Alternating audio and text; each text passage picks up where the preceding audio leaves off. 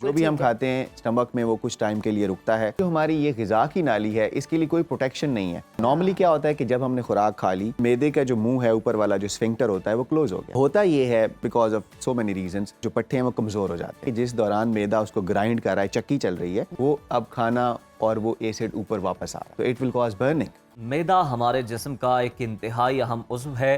ये ना सिर्फ ग़िज़ा को हज़म करके जिस्म को तवानाई फराहम करता है, बल्कि जिस्म के मुदाफ़ती निज़ाम को मजबूत रखने में भी अहम किरदार अदा करता है। बिल्कुल उज़ैर, आपने ठीक कहा है। और गुज़िश्ता साल होने वाली एक रिसर्च में हार्वर्ड मेडिकल स्कूल के माहिरीन ने यह दरियाफ्त किया है कि मैदे की सेहत का हमारी ज़हनी सेहत यानी कि मेंटल हेल्थ और क़ुव्वत मदाफ़ियत यानी कि इम्यून सिस्टम और ओवरऑल अगर कहा जाए बॉडी परफॉर्मेंस पर गहरा ताल्लुक ये चीज़ें देती हैं। तो आज के प्रोग्राम में हम मैदे के आम अमराज और हाजमे की दीगर मुश्किलात पर बात करेंगे। हमारे साथ मौजूद हैं माहिर अमराज मैदा डॉक्टर राजा इकरामुल हक साहब। बहुत शुक्रिया सर आपके वक्त का।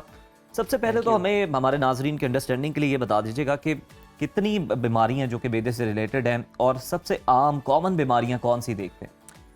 अच्छा, थैंक यू सो मच, आपने मुझे इनवाइट किया। पहली बात ये है कि मैदे में आम तौर पे दो किस्म की बीमारियां ब्रॉडली अगर हम देखें तो एक होती हैं ऑर्गेनिक बीमारियां, मतलब जिसमें स्ट्रक्चरल बीमारी आती है, जिसमें अल्सर हो सकता है मैदे में, सोजिश हो सकती है जिसे हम गैस्ट्राइटिस कहते हैं। इसके अलावा इसमें कोई ट्यूमर खुदा न खास्ता हो सकता है।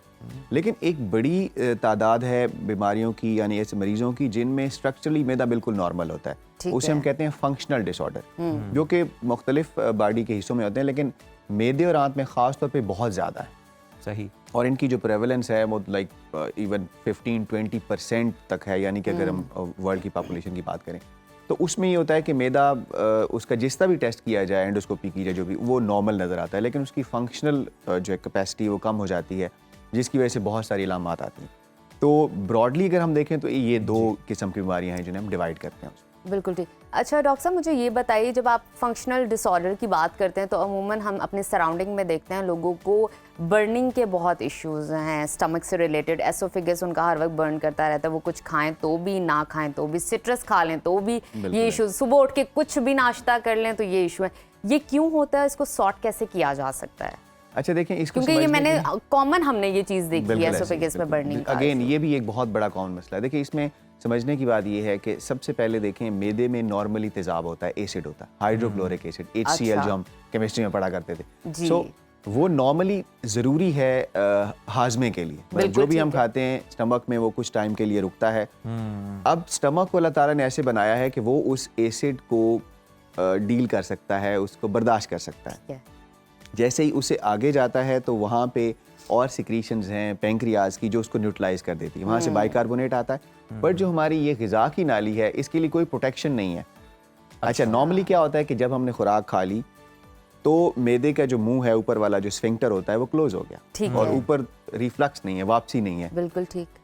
अब होता ये है because of so many reasons कि वो वेल्व जो पट्टे हैं वो कमज़ोर हो जाते हैं। तो अब ये है कि जिस दौरान मैदा उसको ग्राइंड कर रहा है, चक्की चल रही है जी, वो अब खाना और वो एसिड ऊपर वापस आ रहा है, और चूंकि वहाँ प्रोटेक्शन नहीं है तो इट विल कॉज बर्निंग, उससे जख्म बन जाएंगे, उससे वो सारा कुछ होगा। तो ये इसकी मेन वजह है। ठीक है। अब आप कह रहे हैं बचें कैसे इससे, तो उसके लिए फिर बहुत सारे एहतियातें हैं। उसमें ये है कि खाना खाने के बाद 3 घंटे आप अपराइट रहें। अब जैसे लोग हमारे यहाँ क्या करते हैं, ख़ास तौर पे गए शाम में लेट नाइट खाने के, अच्छा लेट नाइट खाने की भी एक ट्रेडिशन है जिसे शायद कोई बड़ा कोई अच्छा समझा जाता है। जल्दी खाना लोग खाना पसंद नहीं करते हैं। अच्छा, खा के सो गए तो वो ग्रेविटी का इफेक्ट जो अपराइट था अब वो भी खत्म हो गया। बिल्कुल।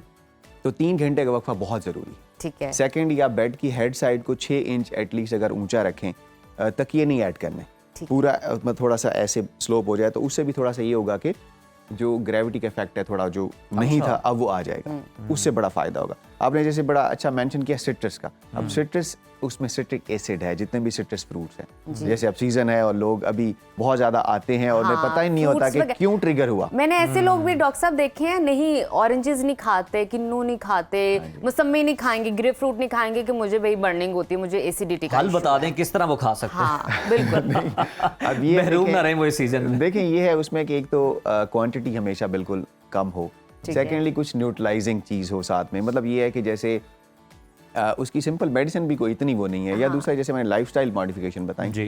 कि वो एटलीस्ट कर रहे हों, उसके बाद ये है कि अगर टॉलरेट करें तो थोड़ा बहुत ले सकते हैं, लेकिन कोशिश यही हो कि अवॉइड करें, क्योंकि देखिए ये इससे बहुत ज़्यादा ट्रिगर हो जाता है। अच्छा डॉक्टर साहब, ये भी बताएं कि कौन सी ऐसी सिम्टम्स हैं, अलामात हैं जो कि किसी शख्स में हो तो उसे खुद से भी आइडिया हो सकता है कि जनाब उसका जो स्टमक है ना ये डिस्टर्ब है। देखें, पहली बात तो ये है कि अक्सर लोगों को जो क्योंकि डेली हमने खाना तो खाना ही है, और जी। उसकी वजह से आप देखें बहुत सारी अलामात हैं जो मैदे की प्रॉब्लम को शो कर सकती हैं। उसमें सबसे पहले तो है डाइजेशन प्रॉपर नहीं होगी। फॉर एग्जांपल, अगर खाना खाया है तो जैसे एक इंटरवल के बाद 4-6 घंटे के बाद आप दोबारा फील करते हैं कि हंगर है, भूख है, वो नहीं होती, और लगता है ऐसे ही है जैसे स्टमक में अभी तक भी खाना रुका हुआ है, हैवीनेस की फीलिंग आती है, फुलनेस की आती है। अच्छा, इसके बाद ये है कि बर्निंग, पेन हो सकती है, स्टमक में पेन हो सकती है, ठीक है। इसके अलावा फिर ये है कि असल में, अच्छा देखिए यहाँ पे एक चीज़ और मैं लाजमी बताऊंगा, जी। हमें आमतौर पे समझा जाता है कि पेट में सिर्फ मैदा ही है, मतलब मैदा लूज हो गया, मैदे की वजह से कॉन्स्टिपेशन हो गई। देखें, मैदा एक बिल्कुल छोटी सी थैली है जो कि सिर्फ ऊपर वाले हिस्से में, उसके बाद आगे आंत है जो कि बहुत लंबी है, उसका छोटी आंत जो है, बिल्कुल उसके बाद बड़ी आंत है, उसको अगर हम कलेक्टिवली देखें तो ये तकरीबन कोई 5-6 मीटर लंबी है।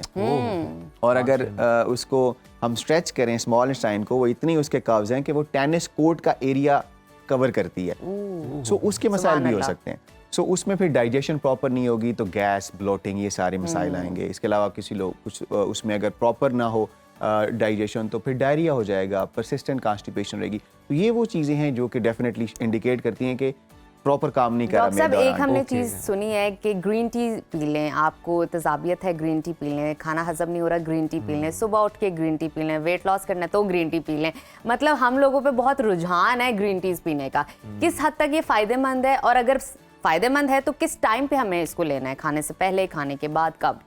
अच्छा देखिए, ग्रीन टी हो या दूसरी जो टी है या कॉफ़ी है, इसके ऊपर तो ऑब्वियसली काफ़ी डाटा है, साइंटिफिक रिसर्च है। फ़ायदा तो इसका ऑब्वियसली है, वो काफ़ी सारी चीज़ों में है। फॉर एग्जांपल देखें, अगर हम कॉफ़ी की बात करें तो उस पर साइंटिफिकली ये प्रूवन है कि लिवर के अंदर जो फैट जमा हो रही है उसके लिए वो बेहतर है, उसके लिए बहुत अच्छी है। सेकेंडली ये है कि कॉफ़ी से ये होता है कि एक तो जो ब्लोटिंग वगैरह के इशूज़ हैं थोड़े से बेहतर हो जाते हैं। इसमें अब लोग सिंपल ग्रीन टी के अलावा और भी इस्तेमाल करते हैं, जिंजर टी जो है ना वो कावा जो आता है, कावा जो आता है उसमें ऐड करते हैं, तो इनके फ़ायदे हैं। लेकिन मेरे ख्याल में बहुत ओवररेटेड है कि हर चीज़ के लिए डेफिनेटली नहीं है। बर्निंग वगैरह में देखें बहुत ज़्यादा हो सकता है इफेक्टिव ना हो, बट ब्लोटिंग में बहुत ज़्यादा इफेक्टिव। किस वक्त पीनी चाहिए, खाने के बाद? खाने के बाद, खाने के अच्छा बाद आप डॉक्टर ले सकते साहब, हैं। ये भी बता दें कि हम कुछ लोग देखते हैं, कुछ ऐसे लोग भी हैं जो बताते हैं कि जनाब उन्हें कोई डिप्रेशन है, कोई टेंशन है, तो उनका स्टमक जो है ना वो जनाब वो डिस्टर्ब हो गया है। बिल्कुल। तो ये मैदे का दिमाग का क्या ताल्लुक है आपस में? नहीं, इसमें बहुत गहरा ताल्लुक है। अच्छा। और इसमें हम इसे कहते हैं जी गट ब्रेन एक्सिस, गट या brain ब्रेन axis। गट एक्सेस कह सकते हैं उसको। उसमें ठीक ये है। है कि डेफिनेटली इनका आपस में डायरेक्टली रिलेशन है। और आपने देखा होगा अक्सर लोग जो है, खुदा न खासा, जैसे कोई हमें एक कोई भी शौक पहुंचता है या कोई इस तरह की चीज़ होती है, या कोई आपको कोई भी सान्या होता है, कुछ होता है, तो सबसे पहले आपकी भूख उड़ जाती है। तो मतलब ऑब्वियसली इसका डायरेक्ट इफेक्ट उसके ऊपर है, और इससे डाइजेशन की प्रॉब्लम भी हो सकती है, और एपिटाइट के ऊपर सबसे ज़्यादा होता है, एपिटाइट के ऊपर, कि एपिटाइट ही आपकी बिल्कुल कम हो जाती है। और आपने देखा होगा कि इसके साथ फिर वेट लॉस हो जाता है, तो इफेक्ट तो होता है। और उसमें ये है कि अगर आप वैसे देखें तो तकरीबन अराउंड 20-30% केसेस में जब स्टमक की अलामात के साथ लोग आते हैं, और अल्टीमेटली उनमें जो डायग्नोज होता है वो डिप्रेशन का जी, ऐसा ही है, बिल्कुल और ऐसा उन्हें फिर उसी हिसाब से मेडिसिन भी मिलती है। बिल्कुल ठीक है। बड़े अच्छे अंदाज में आपने समझाया कि लिंक क्या है दिमाग का और मैदे का। बहुत शुक्रिया बहुत डॉक्टर साहब शुक्रिया आपके आपका। कीमती वक्त का।